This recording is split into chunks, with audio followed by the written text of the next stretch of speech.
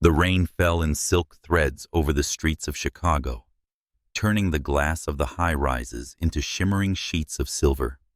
The city never slept, not really, but at this hour it did exhale. Everything softened. The traffic thinned, the noise dulled, and in the quiet lull between night and dawn, stories had a way of beginning. James Rodriguez didn't believe in fate. Not anymore. She believed in late shifts and cold coffee, in overworked hospital bills and the ache of standing 12 hours straight in worn sneakers.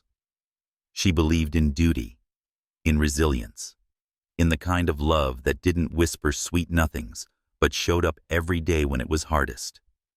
Tonight, the diner was nearly empty. Just the soft hum of the fluorescent lights and the steady clatter of dishes behind the counter. She was drawing the same glass for the third time, when the door chimed softly, slicing through the stillness. He walked in, like he belonged nowhere and everywhere. The man was tall, with an effortless presence that didn't announce itself, but altered the air around him. His charcoal gray coat, tailored within an inch of perfection, clung to his broad shoulders like a second skin. Raindrops shimmered on the collar before disappearing into the fine wool. His gaze scanned the room, pausing at no one in particular, and yet for a breathless moment, James felt like he'd looked straight through her. She quickly tucked the glass beneath the counter, smoothing her apron like it mattered. He chose a booth in her section's far corner and slid into the cracked leather seat as if it were a throne. James inhaled slowly. Just another customer. Just another order. She approached with her notepad, wearing the smile she'd mastered over years of masking exhaustion. "Welcome to the Rusty Spoon. What can I get you tonight?" He didn't glance at the menu.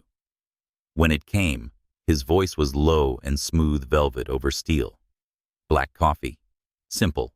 Direct. Dismissive." "Coming right up," she replied, retreating to the counter where Chloe, her fellow waitress, leaned in with raised brows. "You see who that is?" Chloe whispered, eyes wide. "That's Henry Brown." James blinked. "Who?" Chloe gawked. "The Henry Brown. Billionaire. Brown Holdings. Real estate and tech own the moon. He's all over Forbes and Bloomberg. Doesn't usually grace South Loop diners with his presence." James peeked over her shoulder. He was staring out the window now, fingers steepled in thought. Rain etched silver trails along the glass behind him. "I don't care who he is," James murmured, pouring the coffee. "Tonight, he's just a man who wants caffeine." She walked back to his booth, steady hands delivering the cup. "Here you go." He didn't thank her. He didn't need to. Men like him had the world say it for them. But when his hand reached forward, something caught her eye. A ring.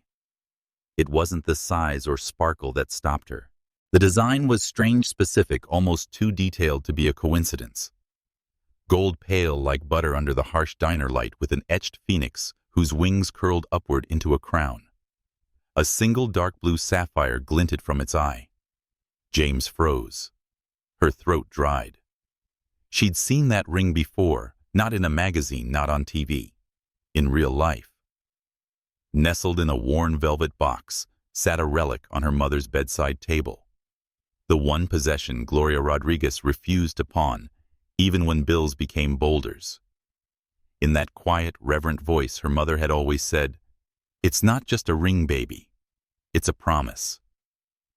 And here it was, on the hand of a man who lived in glass towers, drank black coffee without sugar, and didn't know her name.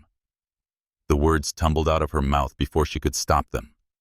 "Sir, my mother has a ring just like yours." He stopped. His hand mid-reach stilled over the saucer. His eyes, icy and startlingly clear, lifted to meet hers with the weight of 1,000 unsaid things.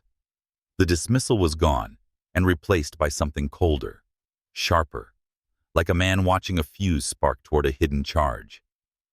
"Excuse me," he said softly. James swallowed. She should have kept her mouth shut, should have served the coffee and walked away. But she couldn't. She pointed. Your ring. It looks exactly like the one my mother owns, the Phoenix. The sapphire. Even the band. Silence stretched. He turned his hand slowly, inspecting the ring as if he'd never seen it before. Then his lips tightened. That's impossible. It's not, she insisted, pulse racing. She's had it for as long as I can remember. Said it was a gift, a promise made by someone important. He placed his hand flat on the table. The ring gleamed like a dare. This ring, he said, enunciating each word, was custom-made for the Brown family. Commissioned in 1922. There is no other. James inhaled sharply, the finality in his tone, slapping her across the chest. He wasn't just dismissing her. He was calling her mother a liar. No, she whispered. You're wrong. He leaned back, expression unreadable.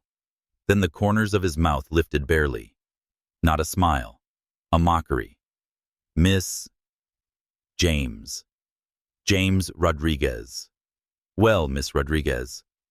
He reached into his coat and pulled out a slim wallet. He retrieved 3 crisp $100 bills from it and set them on the table. For the coffee. And the entertainment. She stared at the money like it was poison. As he stood, James found her voice again. Small, but unshaking. She's not a thief. At the door he paused. Didn't turn, but his voice carried. Then prove it. And then he was gone, the bell above the door chiming behind him like the last note of a symphony. Later that night, the wind howled against the windows of St. Mercy Hospital. James sat beside her mother's bed, watching her chest rise and fall, pale against the stark white sheets. The familiar velvet box sat on the table beside them. With trembling fingers, she opened it. There it was, the twin. No matter what that man said, she knew what she saw. Her mother stirred, voice raspy. James. That you? Yeah, Mama. Just finishing my shift. Her mother's gaze drifted to the box in her hand. The softness in her expression vanished. What replaced it was something James had never seen before. Fear. You were looking at the ring. James hesitated. Yeah. It just reminded me of something. Her mother didn't speak. The silence was heavy. Loaded. Where did it come from? Mama James asked gently. There was a long pause. It was a gift, Gloria said finally, voice low. From someone who made me promise never to let it go. Someone who believed in doing the right thing even when it hurt. Her mother turned her face toward the window, avoiding her daughter's eyes. It's an old story, baby. One that belongs to the past. James reached out, placing a hand over hers. But what if the past just walked into my diner tonight, wearing the same ring? Gloria froze. James didn't push. But the silence between them spoke of things buried deep, of truths that trembled behind locked doors. Miles away, on the top floor of a skyscraper that kissed the stars. Henry Brown stood in front of a floor-to-ceiling window, untouched, whiskey in hand. He couldn't shake her voice. My mother has a ring just like yours. It was absurd. And yet, he crossed the room to his private safe, entered the code, and retrieved a leather-bound folio, Brown Family Archives. Inside, pressed between pages yellowed by time, was the original commission slip for the ring. Except there were 2 sketches. 2 identical rings. His heart thudded once hard. One was labeled, for the builder. The other, for the guardian. And beneath that, in handwriting unfamiliar and almost frantic, was one single word, Owen. The following morning in Chicago arrived with a reluctant sun and a sky still bruised with last night's rain. Drenched and groggy, the city began to stir, unaware that an invisible fault line had been disturbed somewhere in its heart. A story was waking, and it had teeth. Henry Brown didn't sleep, not in the way most people did. His mind never quieted, never yielded. It was constantly parsing, calculating, testing every emotion before it dared to surface. But this time, there was a sensation he hadn't felt in years. Doubt.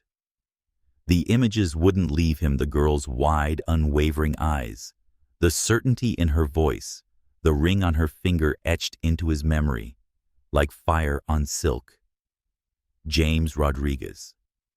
A name that meant nothing to him. And now, everything.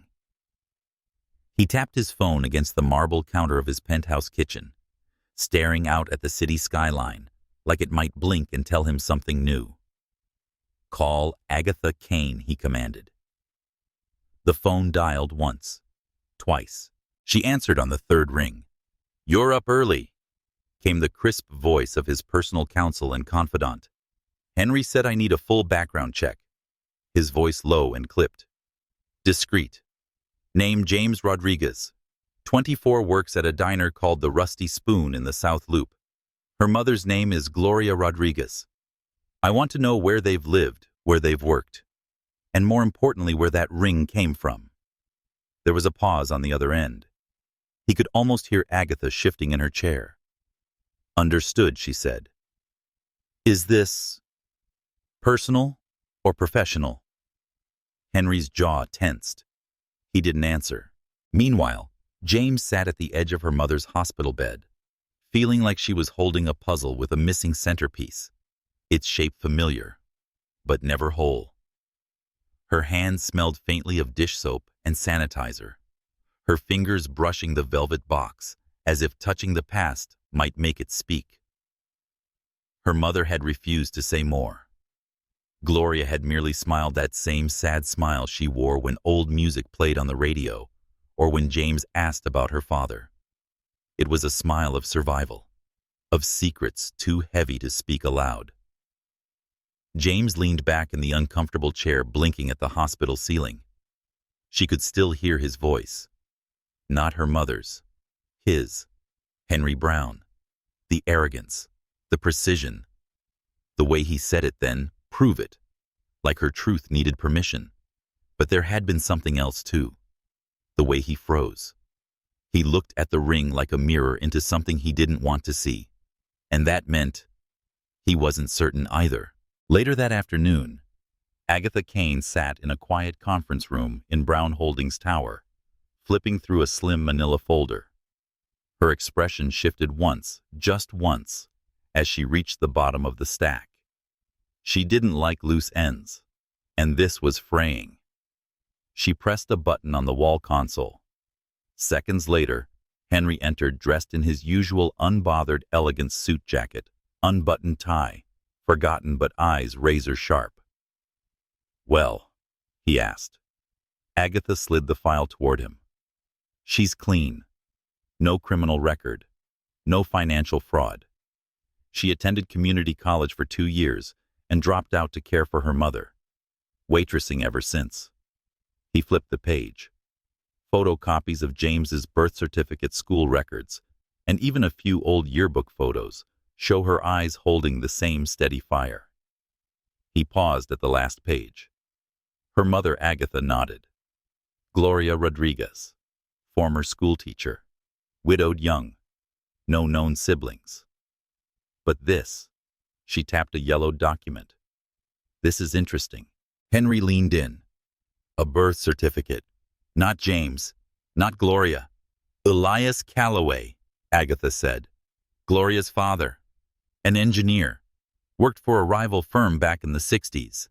Filed a patent, 1968, for a turbine gear system nearly identical to the one your grandfather launched the following year." Henry stilled. He withdrew the patent 2 weeks before Brown Industries filed theirs. Agatha continued. And she flipped to a scanned bank record. He deposited $70,000 in cash days later. Then quit his job. Disappeared. Henry said nothing. It was too clean. Too quiet. "Do you think he was paid off?" he finally asked. Agatha tilted her head. "It's possible," or threatened. But here's where it gets stranger. She held up the final page. Elias Calloway was close with a man named Daniel Owen. Henry's blood chilled. Daniel Owen. A name that had surfaced only once in the private family archives, a ghost name. A man his grandfather once referred to in a frantic margin note. Daniel is the key. Must protect the name. Agatha narrowed her eyes. There's no record of a Daniel Owen working in the sector. No social security, no tax filings, no death certificate. Almost like he never existed, or like he didn't want to. Henry looked at the ring on his finger. His grandfather's words echoed like thunder. We always rise. Never forget that. But what if someone else was buried for them to rise? That evening, James was walking along the river's edge, the wind tugging at her coat, the city buzzing softly behind her like a lullaby. She needed air, needed space from the hospital rooms and her own racing thoughts. She didn't expect to see him, but there he was, leaning against the rail, eyes distant, coat fluttering like some storm had wrapped around him. Henry turned before she could walk away. I didn't follow you, he said quickly. I just needed a place to think. James didn't move closer, but she didn't walk away either. She said, You don't strike me as the brooding by the river type, voice cool. He gave a half smile. It didn't quite reach his eyes. I'm a man of many layers. James crossed her arms. Did you come here to apologize? Or should we throw more money at the problem? His face shifted. She saw something behind the sharp lines, uncertainty. I came to ask a question. She raised an eyebrow. Your grandfather, he said. Elias Calloway. Do you know if he ever met a man named Daniel Owen? James blinked. The name was foreign, but how he said it like it was sacred made her pause. No. Why Henry didn't answer. Instead, he pulled something from his coat pocket, a folded slip of paper. He handed it to her.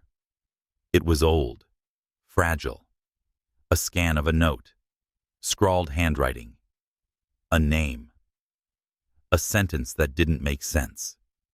He knows. I found him. Daniel is the key. James stared at it, then at him. What is this? Something my grandfather left behind.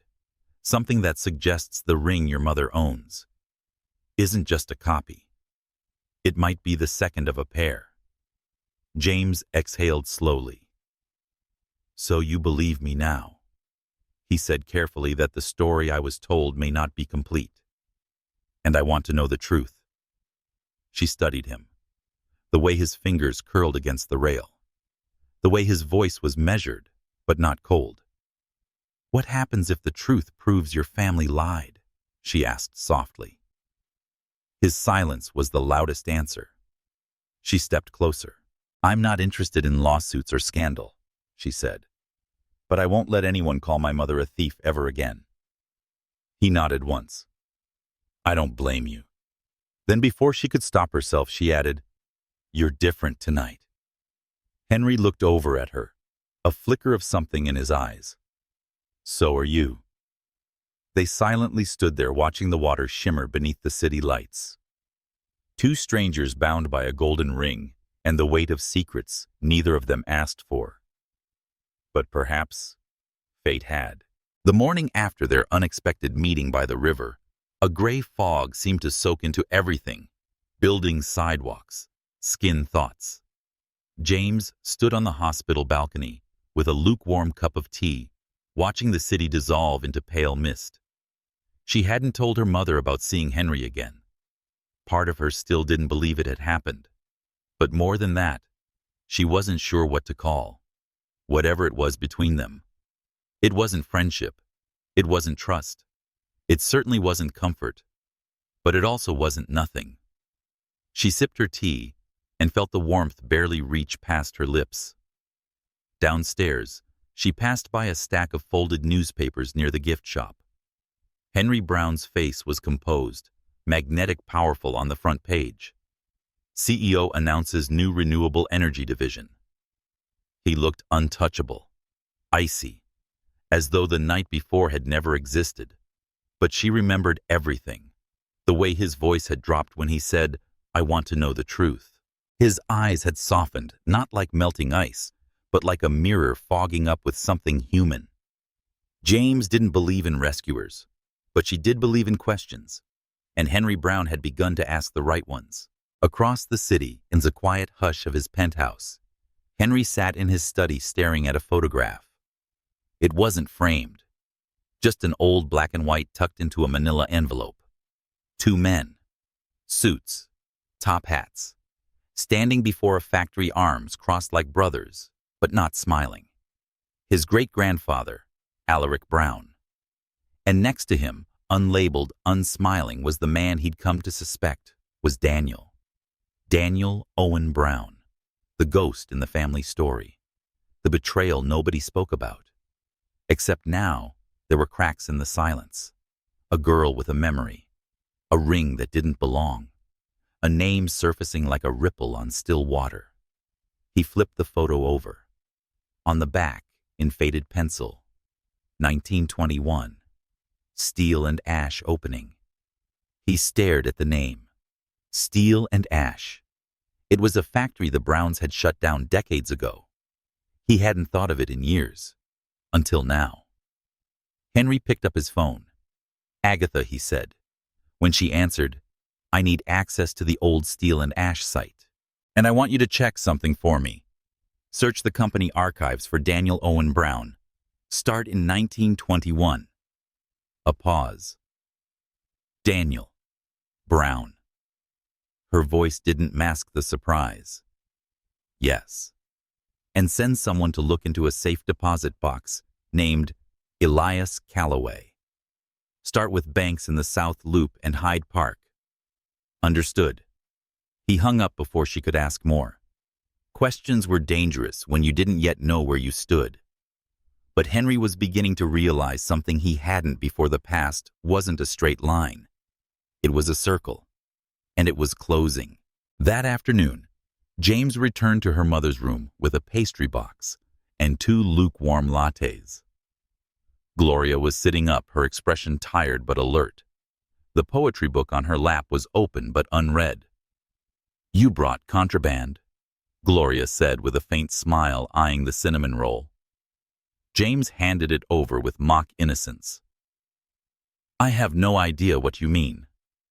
They sat in companionable silence for a few minutes. The hospital hummed around them, machines, distant footsteps, the low beep of a heart monitor. And then Mama James said quietly, "What was Grandpa Elias like?" Gloria looked at her surprised. Then her eyes shifted, turning somewhere inward. "He was kind," she said softly. "Quiet. Always had ink on his fingers and a notebook in his pocket. He built tiny machines out of scrap metal for me when I was little. He made a wind chime once that played a different melody depending on the season." James smiled faintly. "But something happened," she added. "Didn't it?" Gloria didn't answer at first. Her hand reached instinctively for the small velvet box on the nightstand. She didn't open it, just held it. "There are things you don't need to carry, baby," she said after a moment. "Old wounds won't heal just because you dig them up." James leaned forward. "But what if the truth changes everything?" Her mother looked at her, then truly looked. And for the first time in years, James saw more than pain in her eyes. She saw fear. "Who did you talk to?" Gloria asked quietly. James hesitated. "Henry Brown." The silence that followed was heavy. Gloria's voice dropped. "You shouldn't be near him." "Why?" "Because men like that don't dig for truth. They dig for control." James didn't reply. Her mother wasn't entirely wrong, but she also wasn't entirely correct. That night, Henry found himself driving past city limits, toward a part of town he hadn't visited since childhood. The steel and ash factory was still there, sort of. A crumbling skeleton of a building. Vines curling up its sides. The metal sign rusted and half fell. He parked outside, killed the engine, and got out. The air smelled like damp concrete and old secrets. Inside, dust clung to every surface. Light streamed through broken windows and fractured beams. The floor creaked underfoot. And yet somehow, it felt like standing inside a memory, not his own. In the far back, he found a rusted locker door with a faded number etched into the metal B-17. He opened it with effort. Inside, tucked behind a panel, was a small metal tin wrapped in canvas. He pried it open. Inside, a notebook. Brown leather, cracked at the spine. The initials D.O.B. are engraved faintly in the corner. He opened it slowly. Page after page of handwritten notes. Diagrams. Fragments. Thoughts. Alaric wants to scale the design, but he doesn't understand the limitations of the alloy. He says ambition. I say risk. If he takes the patent, I'll walk. Henry's fingers tightened on the edges. This wasn't sabotage. This wasn't betrayal. This was a disagreement. And pride. He turned to the last page. A single line stared back at him. If I leave, I take the soul with me. Beneath it, a sketch of a ring. The same one James's mother owned. James was closing the diner when the bell above the door rang softly. She didn't look up right away. Didn't need to. She said you liked entrances more dramatic, wiping down the counter. Henry walked in slowly, removing his gloves. I found something, he said. James looked up. His expression was unreadable. But his eyes, they were no longer cold. What is it? He gently pulled the notebook from his coat and placed it on the counter. She ran her fingers across the cracked leather. What is this? A notebook, he said, voice low. From a man my family erased. Daniel Owen Brown. My great-grandfather's brother. Her breath caught. Henry continued. He didn't betray anyone. He walked away. And he left behind the second ring, your ring, as a symbol, a protest. James opened the cover. Inside, beneath the name, was a pressed slip of parchment. A letter. To the one who holds this ring. You carry the memory of what should have been. Protect it. One day the truth will come knocking. Don't be afraid to answer. The room fell silent. James looked up at him. You brought this to me. Henry nodded. I think it was always yours. Paris greeted them with a sky the color of pearl and air that smelled faintly of warm stone and morning rain. From the back seat of the car, weaving through narrow cobblestone streets, James pressed her fingertips to the cold window glass. The city felt impossibly old, elegant in its silence, haunted in the way only beautiful things that have seen too much can be. She had never left the United States before, never thought she'd have a reason. Yet here she was. Beside her, Henry sat with his usual stillness, though James had started to learn that his stillness wasn't emptiness. It was a calculation, control, and lately conflict. He hadn't said much since they landed. She didn't push. She never did. But she could feel something shifting between them, like the space between what they were and what they could be was narrowing, breath by breath. The car pulled up in front of a narrow shop between a boulangerie and an old perfumery. The letters on the awning were faded, but still legible. Maison du Bois Joaillerie, the place where the rings had been born. Henry opened the door for her, as he always did, silent, efficient, gentlemanly. And yet, when her fingers brushed his as she stepped out, something in his jaw tightened. He felt it too. Inside, time felt suspended. The shop smelled of dust and metal, old polish, and older stories. The walls were lined with glass cases, but nothing inside glittered. This was not a place for casual shoppers. It was a place for history. A woman in her 70s emerged from the back, her posture straight despite her age, her eyes sharp as cut gems. "You must be Monsieur Brown," she said, her accent thick but elegant. "And this is the ring." James nodded, stepping forward and unwrapping the velvet pouch from her coat pocket. The moment the woman saw it, she drew in a sharp breath. "Mon Dieu," she whispered. "I never thought I would see this one again." Henry leaned forward. "You recognize it?" She didn't answer immediately. Instead, she took the ring with reverent hands and walked to a small workbench near the back. She pulled down a thick, leather-bound ledger and opened it to a page marked with a pressed iris. "This," she said, tapping the page, "is your great-grandfather's commission, Monsieur Brown. 2 identical rings, one for the bâtisseur, the builder, and one," she looked up at James, "for the gardien, the guardian." James moved closer, heart quietly pounding. The artisan flipped the page. "But there's more. A note added in 1945 by my grandfather. A request from Daniel Owen Brown." She pointed to a scrawled line, faded and shaky, but still legible. "Il n'est plus un Brown. Graves un nouveau nom. Elias. He is no longer a Brown. Engrave a new name, Elias." James felt like the air had been pulled from the room. Henry stood so still, it was as though he'd become part of the wall. "It was him," James whispered. "Daniel gave it to my grandfather. Elias." The artisan nodded solemnly.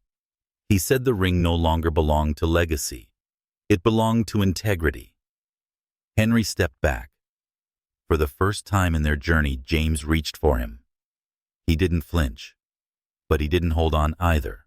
That evening, they sat across from each other at a small bistro near the Seine. The wine between them went untouched.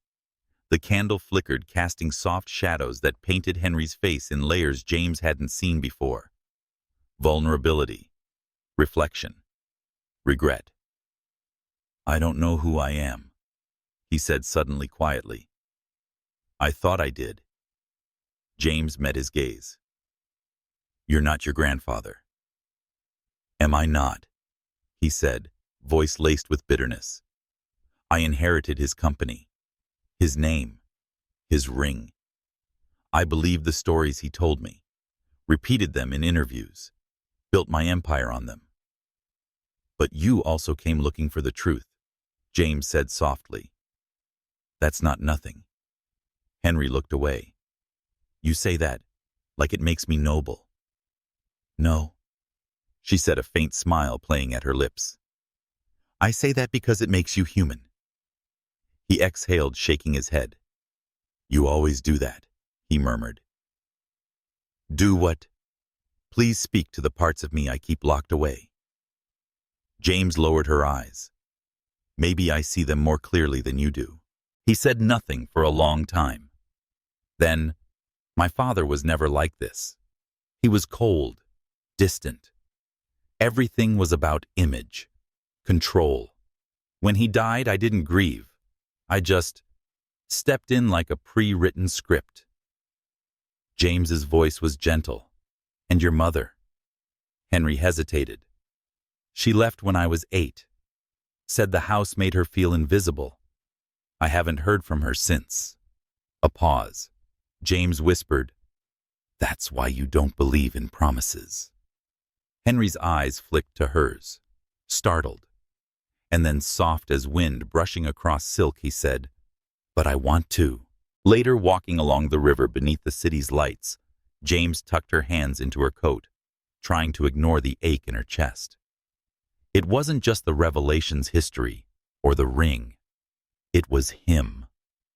She had told herself not to fall, not into that voice, that gaze, that fragile ache in his presence. But Henry Brown wasn't just a billionaire, a mystery, or a man on a redemption arc. He was a mirror. And when she looked at him, she didn't see his power. She saw his pain. And maybe he saw hers too. He stopped walking just as they reached a narrow bridge lined with padlocks. He asked slowly whether two people can be drawn to each other. Not because of romance timing, but because the universe needs them to unlock something bigger than themselves. James blinked. The question caught her off guard. I believe she said carefully that sometimes two souls recognize each other long before the mind catches up. He turned to face her. Do you think we're those two souls? Her breath caught. I don't know, she admitted. But we're the only ones willing to ask the question. Henry studied her face like it held the answer to everything. Then, without warning, he stepped forward. Not fast, not rushed, just real. He lifted her hand, not buried in her coat, and pressed it gently to his chest. His heart beat steady and slow beneath her palm. No words, no promises, just presence. It was the most honest thing he'd ever offered. And James, guarded, grounded, and brave, didn't pull away. They returned to Chicago 2 days later. Changed. Not lovers. Not yet. But no longer strangers. The ring was no longer just an object. It was a bridge between families, between truths, and perhaps between two hearts finally learning how to be open. Chicago had never looked so sharp, so unforgiving. Its skyline glimmered like a crown of glass and steel. But to Henry, it felt more like a cage of mirrors. Every reflection carried a question. Every shadow seemed to whisper, how long can you keep the truth contained? James stood beside him in the elevator of Brown Holdings Tower, her reflection caught in the polished steel panels. She wore a simple navy blouse, her hair pulled back, her expression quiet but unyielding. She wasn't used to buildings like this: marble floors, gold fixtures, secretaries who bowed their heads as Henry passed. But she carried herself as if she belonged anyway. That, more than anything, unnerved Henry's colleagues. She didn't lower her eyes. She didn't fawn. She was. And for Henry, her presence was a lifeline. The elevator doors slid open to the 42nd floor, the executive wing. The hush inside was thicker than the city fog. His cousin Robert Brown was waiting. Henry Robert greeted his smile smooth as polished silver, his eyes calculating. And this must be your companion. James tilted her chin up. James Rodriguez. Robert's gaze flicked to Henry, amused, interesting choice of company cousin. Henry's jaw tightened. She's here because she has as much right to this story as we do. Robert laughed softly, the kind of laugh designed to cut rather than amuse. Story, is that what you're calling it? Henry ignored him and moved past. James followed her hand, brushing briefly against his, not enough for anyone else to notice, but enough to steady him. In Henry's office, the air was cooler. Glass walls framed the sprawling city below. Papers were scattered across the mahogany desk, photocopies of Daniel's notebook, the artisan's ledger from Paris, and Gloria's birth certificate. Evidence. Threads of a history woven in betrayal and silence. James walked to the window, staring down at the endless bustle. It's strange, she murmured. From here everyone looks so small. But every one of them carries a story, just like us. Henry watched her, something unspoken burning in his chest. Not everyone's story collides with mine. She turned. Do you regret it? He hesitated. Meeting you. She nodded. No. His voice was low, confident. What I regret is how long I lived without asking questions. For a heartbeat, silence held them both taut and delicate. Then the door opened. Agatha Kane stepped in her gray suit, crisp, her expression sharper than usual. She carried a folder, but her eyes flicked warily toward James. "We have a problem," Agatha said. Henry gestured for her to continue. She laid the folder on the desk. Inside were surveillance photos. James leaving the hospital. James locking up the diner. James walking beside Henry along the river. "They're watching her," Agatha said grimly. "And not just her. Gloria too." James froze. "Who's watching us?" Agatha's lips pressed thin. "Robert." Henry's pulse quickened. "He wouldn't—" "Oh, he would," Agatha interrupted. "And he already has. He's digging. He knows you found Daniel's notebook. He suspects you're planning something." James's voice was steady, though her hands trembled. "Why would he care so much about an old story?" "Because truth is power," Agatha said, "and Robert has no intention of letting you shift the balance." Henry's mind raced. Robert wasn't just a nuisance anymore. He was a threat, and threats had consequences. That night, Henry insisted on driving James home himself. The city was slick with rain again, neon lights pooling on the pavement like broken jewels. The silence in the car was weighted thick with all the things they didn't say. Finally, James spoke. "If Robert's watching me, I shouldn't be near you." Henry's hands tightened on the steering wheel. "Don't say that. I'm not afraid for me," she said softly. "I'm so scared for my mother. She's fragile. If they—" He cut her off. "Then I'll protect her, both of you." James turned, studying his profile. The hard lines of his face, the stubborn set of his jaw, the flicker of vulnerability in his eyes. "Why?" she asked quietly. His answer came without hesitation. "Because I can't lose you." The words landed like a confession. The car filled with their echo. James looked down at her hands. Her throat ached. "Henry." But she couldn't finish. The rest was tangled in fear-longing, and the undeniable gravity pulling them together. When he pulled outside her building, he killed the engine, but didn't move. He just looked at her. And for once, the man who always controlled every moment seemed uncertain. James reached for the door handle, then paused. Slowly she leaned closer. Her lips brushed his cheek, soft, fleeting, unfinished. When she pulled back, her eyes met his. "Good night, Henry." And then, she was gone. James leaned against the closed door inside her apartment, her chest rising and falling as if she'd run miles. She pressed her fingers to her lips, though all she had touched was his skin, faint and warm. She should be careful. She should pull away. But some truths refused to be buried.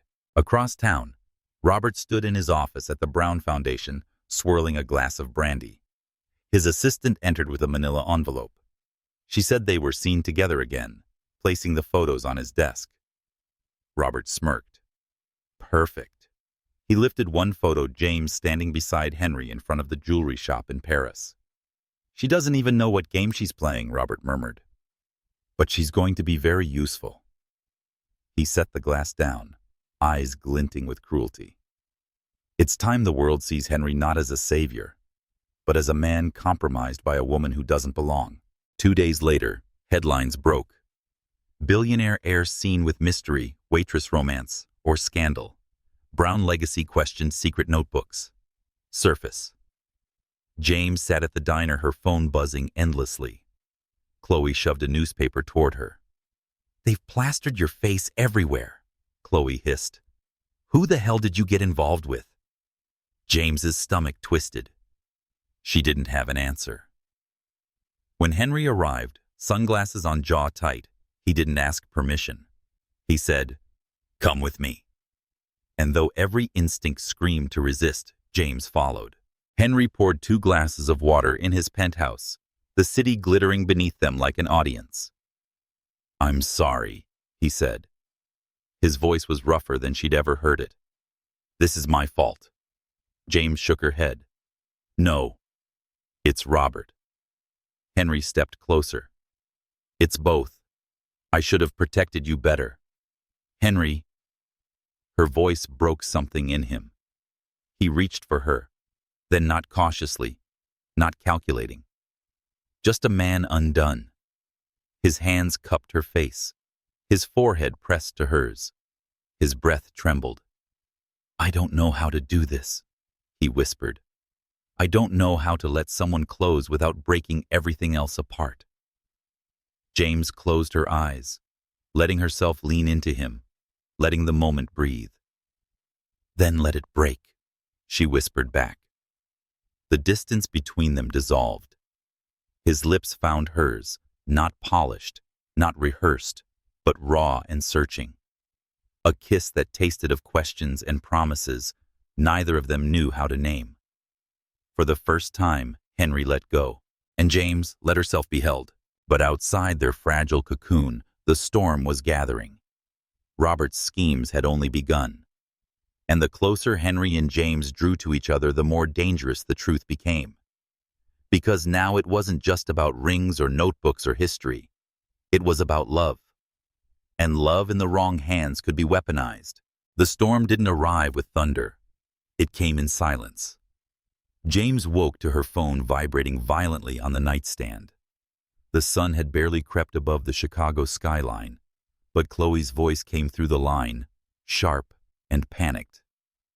James, turn on the news. Now. Her heart lurched. She fumbled for the remote, her hands unsteady. The television blinked awake, spilling the morning broadcast into the small apartment. On screen was her mother, Gloria Rodriguez. A reporter's voice narrated over grainy footage of her being wheeled out of St. Mercy Hospital, nurses shielding her face from cameras. Sources confirm the Brown family legacy is under new scrutiny as allegations emerge regarding stolen inventions, falsified histories, and hidden heirs. Central to the controversy is Gloria Rodriguez, a retired school teacher with alleged ties to a man once erased from the Brown lineage. Questions are mounting about whether her daughter James Rodriguez is. James snapped the TV off, chest heaving. Her mother's name, her face, exposed. This wasn't a rumor anymore. It was war. 2 hours later, Henry stood in the boardroom of Brown Holdings Tower, his fists pressed against the polished table. Screens on the wall played the duplicate footage James had just seen, accompanied by headlines blazing across financial networks. Robert leaned back in a leather chair, sipping espresso, like a casual morning. You did this, Henry said, his voice a low growl. Robert didn't deny it. His smile was slow, venomous. The world was always going to find out, cousin. I gave them a better story to chew on. You used her. Henry spat. Robert's brows lifted. Correction. I revealed her. You're the one who paraded her into our world. Could you walk around with a server from the South Loop and not draw attention? Henry's knuckles whitened against the table. She's not your pawn. Robert leaned forward, his words slick. Everyone's a pawn, Henry. It's just when they realize they're on the board. James didn't wait for Henry to come to her. She stormed into his office just past noon, her eyes blazing. You knew this could happen. Henry turned from the window, his chest tight at the sight of her fury and fragility coiled together. James, you knew Robert would come for me, for my mother, and you still dragged me deeper. He took a step closer. I didn't drag you anywhere. You chose to stand beside me. Her throat tightened. And now my mother's name is being torn apart on live television. Do you have any idea what that feels like? Henry's voice was low, almost broken. Yes, she faltered. He swallowed hard. Every headline, every whisper, every photograph turned my life into something I couldn't control. I know exactly what it feels like, James, and I wouldn't wish it on you. For a moment, silence pressed between them. James's anger cracked, letting fear seep through. Then, what do we do? Henry stepped closer, close enough that she could feel the steadiness of his presence. We protect her. We protect you at any cost. She searched his face, as though weighing the truth of his words against the world's cruelty. Then quietly she whispered, "Don't make promises you can't keep." His reply was immediate. "This one I can." That evening, Henry insisted that James and Gloria be moved into a private residence owned by the company on the lakefront. It was secure, guarded, silent, but safe. James hated its sterility. The cameras in every hallway, the hush of bodyguards who wouldn't meet her eyes. But when she saw her mother lying peacefully in the guest room, shielded from reporters, and the relentless buzz of the outside world, she exhaled for the first time that day. Later, she found Henry in the study jacket, discarded sleeves rolled up. Papers were spread across the desk, legal drafts, security reports, letters from decades ago. She said softly, "You look like you're trying to hold up the sky." He glanced up, weary but amused. And failing apparently, James stepped inside the door, clicking shut behind her. The lamplight softened the sharp lines of his face. She had seen him cold, arrogant, and powerful. But tonight, she saw him human, and it undid her. "You don't have to carry this alone," she whispered. His gaze locked with hers. For a moment, the storm outside faded. "Stay," he said. Her heart stuttered. "Henry, stay," he repeated, softer this time. Not a command, a plea. She did. Hours slipped by in the quiet of the study. They sat across from each other, voices low, trading fragments of their pasts they'd never given anyone else. James told him about her first job bussing tables at 15, and about how her mother used to read poetry aloud on Sunday mornings, about the ache of watching someone decisive turn fragile. Henry told her about the silence of his childhood home, about a mother who left too soon, a father who shaped him with steel instead of love, about how success felt more like survival than triumph. At some point, James reached across the desk. Her hand found his. And for once, Henry didn't analyze, didn't calculate. He let himself feel. Her skin was warm against his, grounding him in a way nothing else had. When their eyes met, there was no mistaking it anymore. The line between them had vanished. Later, long after midnight, James stood on the balcony overlooking the lake. The water shimmered under moonlight, endless and alive. Henry joined her, silent at first. She didn't move away. He stood beside her, the cold wind tugging at his shirt, his presence steady against the vastness of the night. "Do you regret it?" he asked quietly. She glanced at him. "Regret what?" "Us. This." Her chest ached at the vulnerability in his tone. "No," she said softly. "Do you?" His eyes darkened, a storm of certainty and fear all at once. "I regret every year I lived without you." The words left her breathless. He turned, cupping her face with both hands, his thumb brushing her cheek, as though she might vanish if he didn't anchor her. "I don't know where this ends, James," he murmured, "but I know I'd rather lose everything else than lose you." Her answer wasn't words. It was a kiss, slow at first, like a question, then deeper, like an answer, like two lives colliding, shattering, rebuilding in the same heartbeat.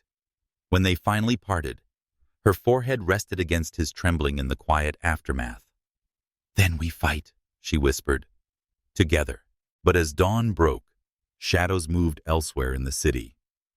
Robert sat in a dimly lit office, his smile curling as he reviewed documents across his desk. Bank transfers, old memos, evidence twisted into weapons.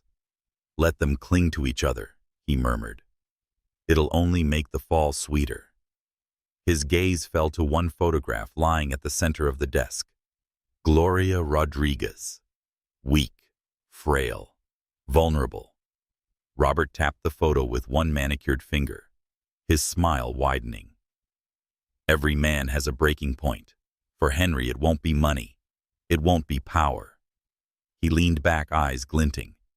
It will be love. The first blow came not with fists, but with headlines. By morning, the Chicago Tribune splashed across its front page, "Brown Empire. Built on lies woman claims. Theft of family legacy." Below is a photograph of Gloria Rodriguez, looking pale and startled as she is wheeled into a clinic for routine checkups. The caption didn't mention her frailty. It called her the keeper of stolen proof. James's hand shook as she held the paper. The ink bled slightly beneath her fingers where her grip tightened. Her mother sat in the next room, unaware for now. Henry found her like that, standing rigid by the breakfast counter, the paper trembling in her hands. "They won't stop," James whispered. "Not until they've broken her." Henry took the newspaper from her, folded it carefully, and set it aside. Then he caught her chin, gently forcing her to meet his gaze. "Then we don't let them." His voice was steady, but she saw the storm behind his eyes. By midday, the assault had spread. Talk shows debated Gloria's mysterious inheritance. Pundits dissected the Rodriguez name with surgical cruelty, while social media erupted with theories, ridicule, and pity. And then came the subpoena, delivered by a stiff man in a Navy suit standing at the gates of the lakefront residence. Gloria Rodriguez was summoned to testify in a civil hearing by the Brown Foundation, Robert's domain. James felt the blood drain from her face. "This is madness," she whispered. Henry's jaw was taut as steel. "It's a strategy. Robert's forcing us into the open. If your mother collapses under oath, the world will believe every word he feeds them." James's voice cracked. "She's not strong enough for this. I know." Henry placed a hand over hers. "That's why I'll stand beside her. And beside you." Her throat tightened. "And what if the truth destroys you too?" His eyes softened, but his voice did not waver. "Then at least I'll feel knowing I chose the right side." The courtroom 3 days later smelled of polished wood and sharpened egos. Reporters filled the benches. Cameras hovered like vultures. James sat with her mother at the plaintiff's table, her hand clasped firmly around Gloria's fragile fingers. Henry sat beside them, his presence radiating authority even in silence. Robert, immaculately dressed, took the opposite table, his smile glacial. The proceedings began. Mrs. Gloria Rodriguez, the opposing attorney, intoned, "Do you swear to tell the truth, the whole truth, and nothing but the truth?" Gloria's voice trembled, but it was steady enough. "I do." James held her breath. The questioning was merciless. They asked about Elias Calloway, the ring, and a supposed payout from Brown Industries in 1968. They painted her father as a sellout, a man who traded honor for cash, and Gloria as the daughter who kept his shame alive. At one point, Gloria faltered, coughing, her voice thinning. The judge offered to adjourn, but Gloria shook her head. "No," she whispered. "I have carried silence for too long." The room stilled. Her words, though quiet, carried weight. She spoke of her father's genius the night 2 suited men laid photographs of her and her mother on the kitchen table, and the following threats. She described how Elias signed away his invention not for money, but for fear. She said they didn't just steal his work, her eyes glistening. They stole his soul. And I swore my daughter would know the truth, even if the world never did. James's own tears blurred her vision. She squeezed her mother's hand, whispering, "You're not alone anymore." But across the aisle, Robert rose smoothly, his voice dripping false courtesy. "Mrs. Rodriguez," he said, "isn't it convenient that your memory aligns so perfectly with the narrative that benefits your daughter, and by extension, the man she now accompanies?" Gasps rippled through the courtroom. James stiffened. Henry stood before the judge, could speak. "Objection. On what grounds Robert Brown is an opposing counsel and a witness with vested interests in maintaining his family's lie. Murmurs filled the room. The judge's gavel struck. Order.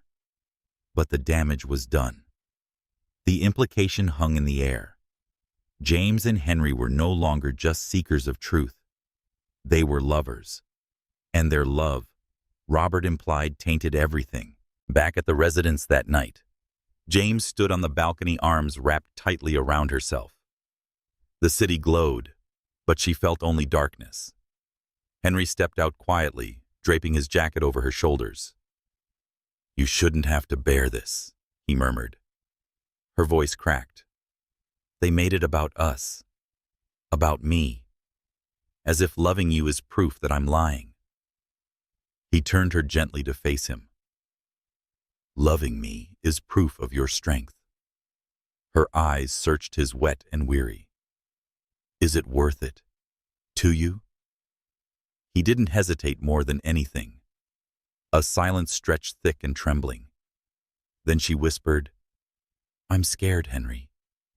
He pulled her into his arms, holding her so tightly she could feel the steady thrum of his heartbeat against her ear. "Then, let me be scared for you," he said. "Let me take it." And in that moment, under the hush of night, fear and love tangled into something unbreakable. Days blurred into strategy sessions, late-night phone calls, whispered moments of tenderness snatched in between storms. The world saw scandal. They saw love weaponized. But James and Henry, they felt something else. One night, when exhaustion pressed heavily on them both, James fell asleep on the sofa, papers scattered around her. Henry covered her with a blanket, kneeling beside her momentarily. Even in sleep, her face was fierce and gentle all at once. He brushed a strand of hair from her forehead. His voice, too quiet for her to hear, was steady. "I'll protect you, no matter what it costs me." But Robert was not finished. The following week, a video leaked. Grainy footage taken from a hospital security camera showed Gloria in her wheelchair, clutching the velvet box with the ring inside. The video had been spliced with commentary implying theft, deception, and conspiracy. The caption read, "The Ring of Lies, Proof of a Century-Old Fraud." The media exploded. Henry smashed his fist against his desk when he saw it. "He's not just attacking you now. He's dragging your mother's dignity through the mud." James's eyes burned, fury and pain colliding. "Then we fight harder." She turned to him, her voice trembling but resolute. "But not just with evidence, Henry. With us, with who we are. Because if we hide this, if we hide us, then Robert wins twice." Henry stared at her, astonished by the fire in her gaze. Then slowly he nodded. Together, he said. And for the first time, their love wasn't a liability.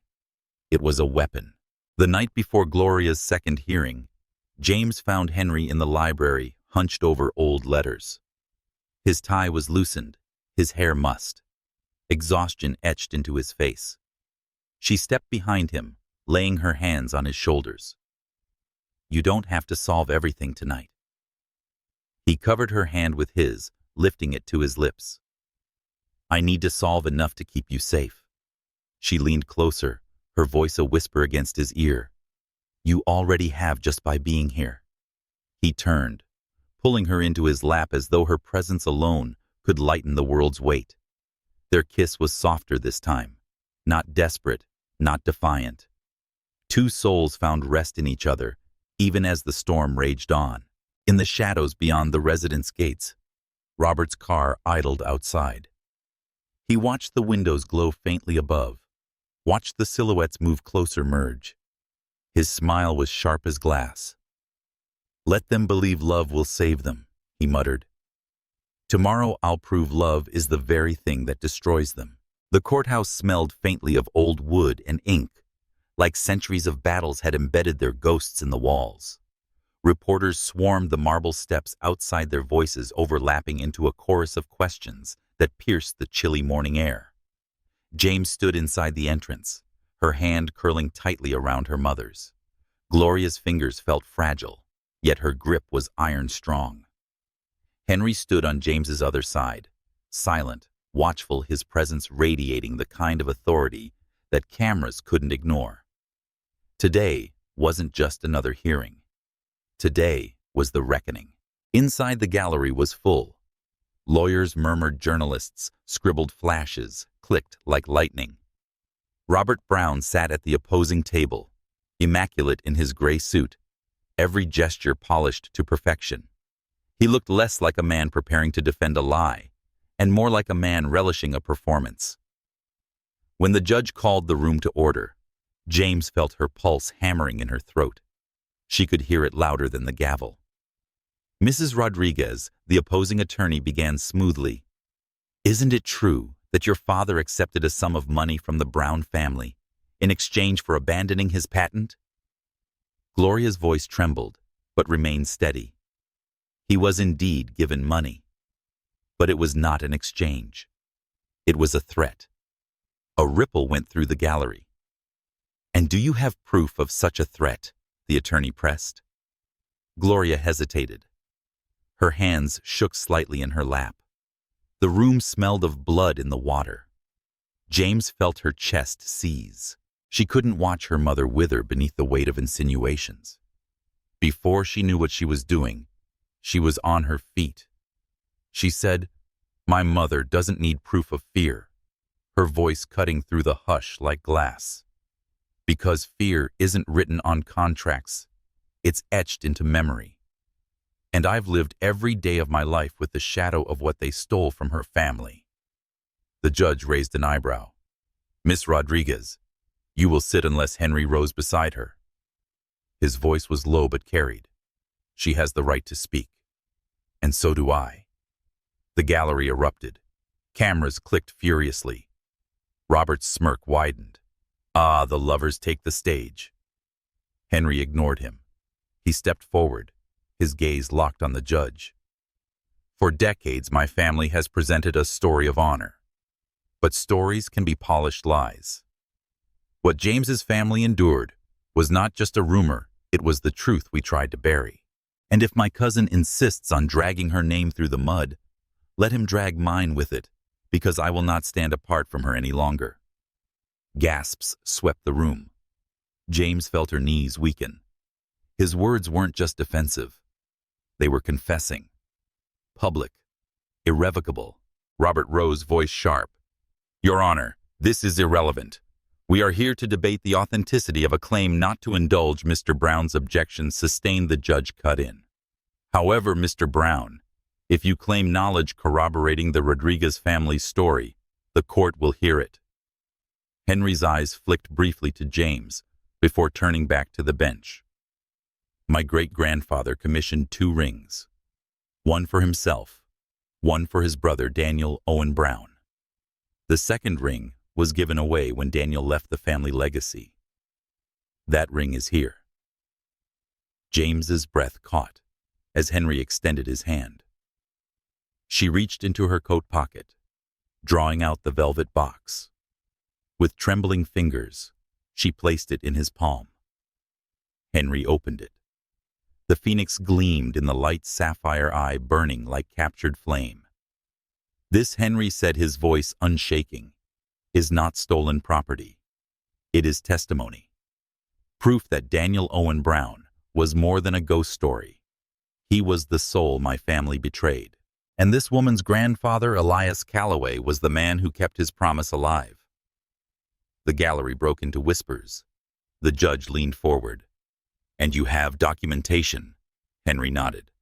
"A ledger in Paris confirms Daniel's request to engrave Elias's name inside the band. And I have his notebook, which was discovered in the abandoned steel and ash factory. Both are in evidence." The papers were passed forward. The room fell silent as the judge examined them. Robert's smirk faltered, but Robert wasn't done. He rose with a predator's grace. "How convenient, cousin. You fall in love with the very woman whose family threatens our name. You stand here professing truth, when in reality this," he gestured between Henry and James, "is a calculated alliance. She gains wealth, You gain sympathy. Tell me, Miss Rodriguez, when exactly did you fall in love with Henry Brown? Before or after you realized your mother's story could buy you the city's attention? The words sliced like blades. The gallery gasped. Cameras flared. James froze. Every eye was on her. Every question pressed into her skin like fire. And then, Henry's hand found hers. He laced their fingers together, deliberate, steady, unbreakable. Careful, Robert Henry said softly, because unlike you, I don't use love as a weapon. I use it as truth. James turned to him stunned. His eyes didn't waver. He was telling the world what he hadn't told her aloud. He loved her. Tears burned her eyes, but she stood taller. Love isn't a strategy, she said clearly. It's the only thing that's kept us standing when men like you tried to silence us. The room erupted again, and for the first time Robert had no clever smile. The hearing ended with no verdict, but the tide had shifted. Headlines the next morning didn't just scream scandal. They whispered something else. Love in the line of fire. Billionaire heir defends waitress and her mother. Public sympathy began to stir. But inside the safe house that night, James wasn't thinking of headlines. She was thinking of what Henry had said, what he had admitted before a courtroom, before the world. They sat together in the quiet library, the city lights spilling through the tall windows. You didn't have to say it, James whispered. Henry's gaze softened. I did. Because it was the only truth Robert couldn't twist. Her throat tightened. And was it only for the court? He leaned closer, his voice hushed but fierce. No, James. It was for you. Only ever for you. The tears she'd been holding back spilled, but they were soft tears, not broken ones. She pressed her forehead against his, her hands gripping his shirt as though anchoring herself. I'm scared, she whispered again. So am I, he admitted. But I'd rather be scared with you than safe without you. And in that moment, the battle wasn't about rings or empires or names. It was about them. Two people choosing each other in the whole light of day, with the world watching, but shadows lingered. That night, Robert sat in his office staring at the paper's front page. His reflection glared back from the window. They think they've won hearts, he murmured. But hearts break. And when hers does, Henry will finally understand what it means to lose everything. His hand slid over a thin dossier on his desk. Inside were photographs, hospital records, and a doctor's signature. Gloria Rodriguez's health condition. Fragile. Vulnerable. Robert's smile returned. Cold. Cruel. Love won't save you, he whispered. Love will be the blade I use to cut you down. The storm that Robert had promised arrived quietly. Not in the courtroom, not in the press, but in the sanctuary of a hospital room. James sat by her mother's bed, listening to the mechanical hiss of the oxygen machine. Gloria's breathing was shallow, her skin nearly translucent beneath the pale light. Mama, James whispered, brushing a strand of gray hair from her mother's forehead. Don't push yourself, please. But Gloria's eyes opened clear, despite the frailty of her body. They've already pushed me, baby, for decades. It may be time I stop letting them. James's chest ached. You don't have to fight anymore. Let me carry it now. Gloria smiled faintly. You already are. Promise me you won't let love be the thing they use to destroy you. James froze, the words cutting too close.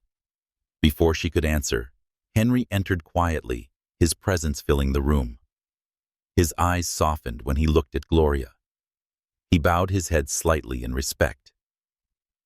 Mrs. Rodriguez, he said gently, I've increased security at the hospital.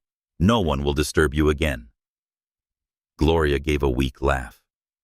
You sound like a man who wants to protect the world. Henry's gaze flicked to James, just one piece of it. Later that evening, as James stepped out for air, Henry remained with Gloria. The quiet between them wasn't uncomfortable, but it carried weight. "Do you love her?" Gloria asked suddenly, her voice raspy but direct. Henry blinked. "Yes. You say it like it's the easiest thing in the world." "It's not," he admitted. "But it's the truest." Gloria studied him, eyes narrowing. "Then you'd better be ready, because Robert isn't after you anymore. He's after her. And if you falter, he wins." Henry's jaw clenched. "I won't falter." For the first time, Gloria believed him. The following morning, the world shattered again. A leaked report spread across every news outlet. Gloria Rodriguez's medical files. Confidential records now, public diagnoses, prognoses, every fragile detail of her condition, exposed for strangers to dissect. Talk shows speculated on whether James had exaggerated her mother's illness for sympathy. Headlines screamed, "Brown heir's lover exploits, mother's illness, truth or manipulation." James stared at the television in horror. "They've turned her sickness into a circus." Henry's face was carved from stone. "Robert did this." She turned on him, eyes blazing with grief. "And why does he have so much power?" "Because of your family's empire. Because you let him stay inside your walls." Henry flinched, the accusation piercing deeper than she realized. Silence hung heavy. Finally, Henry said, "Then I'll burn the walls down." That night, James found herself pacing the lakefront residence, her mind a storm of anguish and guilt. She wanted to hold Henry and to believe his promises, but the fear in her mother's words echoed, "Don't let love be the thing they use to destroy you." When Henry entered the room, she spun toward him. "I can't do this anymore," she blurted. His expression stilled. "Can't do what us?" "Being together. Robert finds a way to use it against us whenever I stand beside you against her. My mother's health, her dignity, it's all unraveling because I let myself love you." Henry crossed the room in 2 strides, his hands gripping her arms firmly, almost desperately. "Please don't say that," he rasped. "Don't turn this into guilt. Robert is the one destroying things, not you." Tears blurred James's vision. "But I'm the one giving him the weapon." Henry's voice dropped, breaking. "James, if you walk away, you don't save her. You only let him win." Her lips trembled. "And if staying with you kills her?" The words struck like lightning. Henry released her, his face shadowed in pain. For the first time, he had no answer. The days that followed were a blur of press conferences and board meetings. Henry fought publicly, denouncing the leak, demanding investigations. But Robert's smear campaign was relentless. And James pulled inward. She still answered Henry's calls, still met his gaze when their paths crossed. But her smiles grew thinner. Her touches are more fleeting. At night, she sat by her mother's bed, clutching her hand as if sheer will could keep her alive. And when Henry appeared in the doorway, she couldn't bring herself to lean into him. Not when she feared her love was a noose tightening around them all. The breaking point came one evening when Henry found her on the hospital roof, the city lights stretching endlessly behind her. "James," he said, softly approaching. She didn't turn. "You should go." "I can't." "Henry." Her voice cracked. "Every headline, every whisper, they're eating her alive. I can't watch my mother die under the weight of our love story." He stepped closer, desperation raw in his eyes. "Then let's make it more than a story. Let's make it a truth no one can twist." She finally looked at him, tears glistening. "And how do we do that?" "By standing together," he said fiercely. "By telling the world exactly who we are. No shame, no hiding. If Robert wants to use us, we give him nothing to take." Her breath caught. His words were fire, but fear still clawed at her chest. "What if I'm not strong enough?" she whispered. Henry reached for her hand, pressing it against his heart. "Then, I'll be strong enough for both of us." And for the first time, she let herself believe him. The next hearing arrived with suffocating anticipation. Reporters crowded the steps, microphones thrust like weapons. Inside, the air crackled with tension. Robert smirked as Henry and James entered hand in hand. The gallery gasped. Henry's voice carried before the judge could speak. "Your Honor, before we proceed, I have something to say." He turned to the packed courtroom, his gaze unwavering. "My family has built its name on controlled silence and burying truths. Today, I choose differently. James Rodriguez is not my weakness. She is my strength. And if loving her costs me my fortune company and name, then so be it, because love is the only legacy worth leaving." The room exploded. Cameras flashed. Reporters scribbled furiously. James squeezed his hand, tears streaking her cheeks, but her chin lifted proudly. Robert's face twisted with fury. "You think love absolves you? You think sentiment erases history? Then let's show them the absolute truth."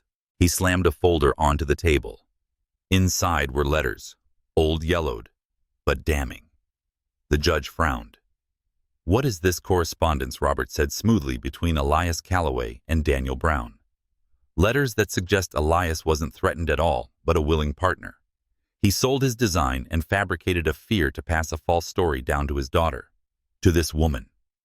Gasps filled the room. James's blood ran cold. Henry grabbed the letters, scanning them.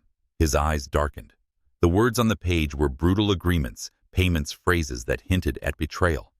James's chest constricted. "No, that can't be true." Robert leaned back victorious. "Oh, but it is. And now the world will know that the Rodriguez family's so-called honor is a lie." The courtroom dissolved into chaos.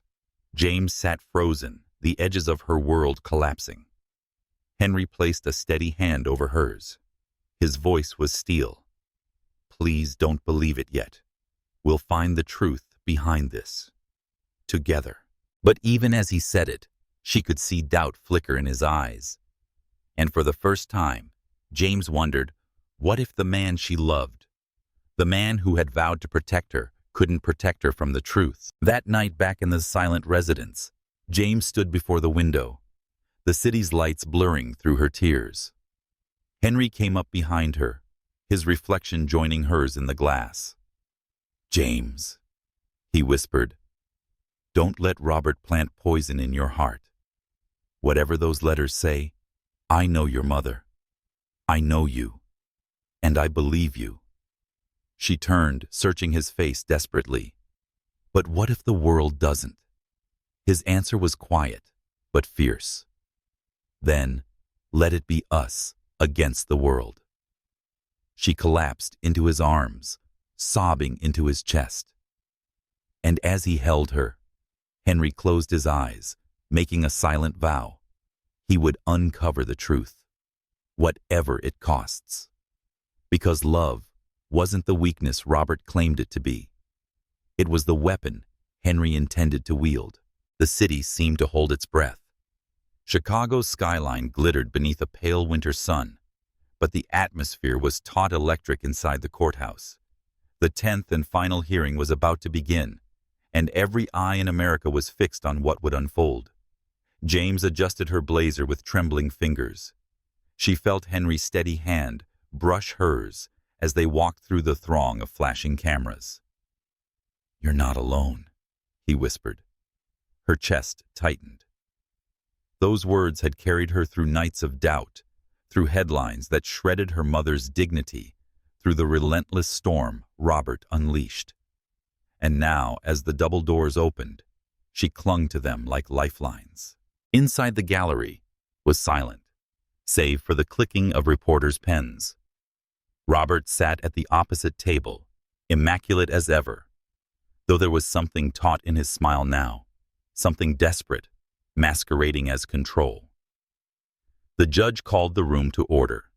Today, she intoned, we hear final arguments in the matter of the Brown family's disputed legacy and the claims brought forth by the Rodriguez family. Robert rose smoothly, his voice slicing through the air. Your Honor, the so-called narrative of theft and intimidation collapses under the weight of proof.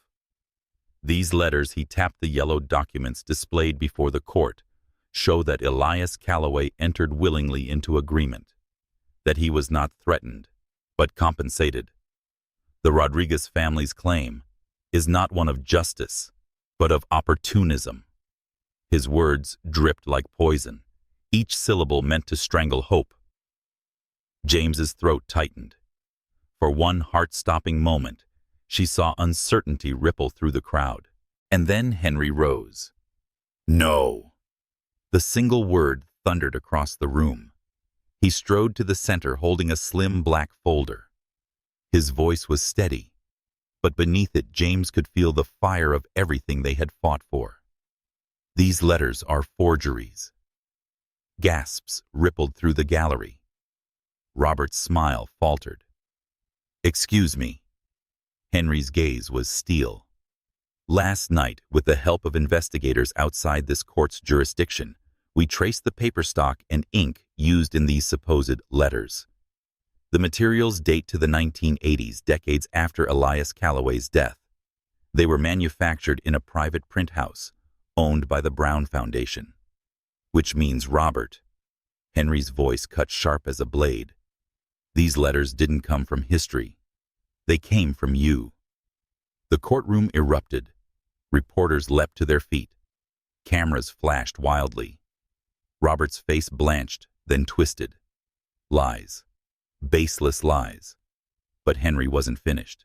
He opened the folder, pulling out a sheaf of surveillance reports, documents retrieved from his grandfather's archives. Henry said these, lying on the judge's bench, are genuine.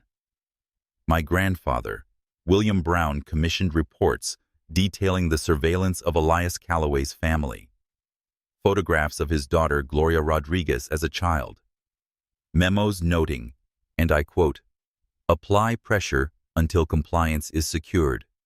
If that is not proof of coercion, I don't know what is. The judge examined the papers, her face tightening. The gallery's whispers swelled into an audible tide. James felt tears blur her vision. After all the shadows and fear, the truth finally clawed into the light. Robert stood frozen, his composure cracking under the weight of evidence. Henry turned to the judge. For too long, my family has silenced the wronged. We've allowed men like Robert to twist legacy into a weapon for too long. But today, let it be written. The Brown fortune was built not only on steel and ambition, but on theft, intimidation, and lies. And today, we return dignity where it belongs. The verdict came swiftly. The court recognized the legitimacy of Gloria Rodriguez's testimony, dismissed Robert's forged evidence, and ordered the Brown Foundation to reorganize under Henry's leadership. Robert was to face federal investigation for fraud and obstruction of justice. James gripped her mother's hand as the gavel struck, sobs of relief escaping her lips. Gloria's eyes closed, tears slipping down her cheeks, not of pain, but of release. For the first time in half a century, the shadow lifted. Outside the courthouse, the air exploded with chaos, cameras flashing, microphones thrust forward, questions hurled like arrows. But James didn't hear them. All she heard was Henry's low and certain voice as he pulled her close. It's over, he murmured. She shook her head, tears spilling freely. No, it's just beginning. He searched her face. And where do we begin? She smiled through her tears, her voice trembling but resolute. With love, always with love.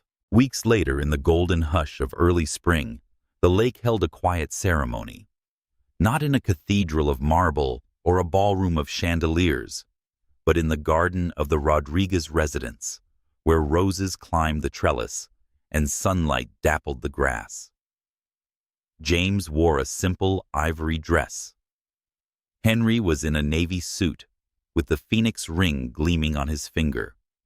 Beside them, Gloria sat in her wheelchair, her smile radiant, despite her frailty. The officiant's words were simple, but to James, they rang like eternity.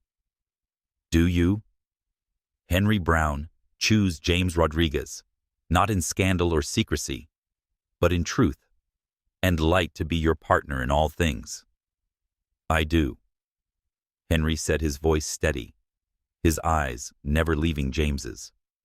And do you, James Rodriguez, choose Henry Brown, not in fear of power, but in trust of love to be your partner in everything I do? She whispered, tears shimmering.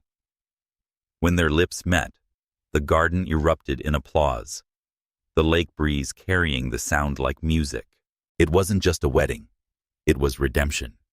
It was history rewritten. It was love unbreakable. Months later, the Daniel Owen Foundation for Innovation and Integrity was launched, funded by Henry, named in honor of the brother who was erased, the engineer who was silenced, and the family who carried the truth through shadows. Its first honorary patron was Gloria Rodriguez. Standing at the podium that day, Henry held James's hand, his voice clear. This foundation is not just about invention. It is about memory. It is about love. It is about the truth that survives, even when the world tries to bury it. May we rise not from greed or lies, but courage and love. The crowd rose in a standing ovation. James pressed a kiss to his cheek. You've given them more than justice. You've given them hope. He turned to her, his smile soft. No, James. You gave me hope. That night alone on the balcony of their shared home, Henry pulled her into his arms, the city glittering beneath them. James, he whispered, for so long, I thought love was a liability. Something to hide. Something that could be used against me. She smiled, resting her head against his chest. And now, he kissed her hair. Now I know it's the only legacy worth fighting for. The wind curled around them, carrying the scent of roses and new beginnings. As the moon rose high above Chicago, James realized that the story that began with a single sentence in a diner had become the love story of a lifetime. Months later, a letter arrived for James. No signature, just a single line written in delicate faded ink. The phoenix rises, not because it is invincible, but because love teaches it to. James smiled, folding the letter close to her heart.